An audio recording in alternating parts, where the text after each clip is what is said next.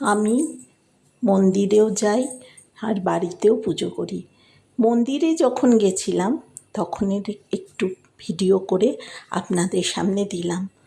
আমাদের বাড়ির সামনে যে মন্দির আছে সেখানেই আমি সন্ধেবেলায় গেছিলাম, গিয়ে সেখানে আমি অঞ্জলি দিয়ে পুজো টুজো করে দিয়েছি।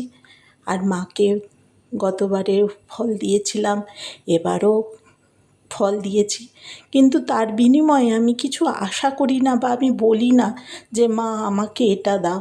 আমি মনে করি মাকে ফল দিচ্ছি, মা তার বিনিময়ে যদি মনে করেন আমার কর্মফল ভালো তাহলে ভালো দেবেন, আর খারাপ হলে সেটা মাই জানেন। মা তো সব অন্তর্যামী, মা সব বোঝেন।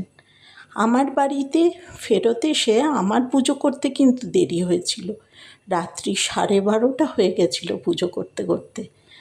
আমার সমস্ত গোছগাছ করে বাড়িতে মায়ের পুজো করেছি। তারা মা আছেন, আরও তো ঠাকুর রয়েছেন, বড় মা, বুড়িমা, তারপরে আমার মা তারিণী, ভবতারিণী, তাছাড়া মা তারা।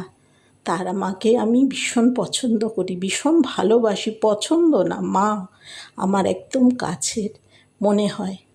সবাই হয়তো তাই আপনারা পছন্দ করেন। মা এমন, মায়ের ওই দুই চোখের দিকে তাকালে প্রাণটা যেন ভরে যায়। মনে হয় মা যেন আমাদের সমস্ত কিছু বুঝছেন, সমস্ত কিছু কষ্ট এই মুহূর্তেই সব মুছে দেবেন, সব গ্লানি মুছে দিয়ে উনি শুধু ভালোটাই দেবেন।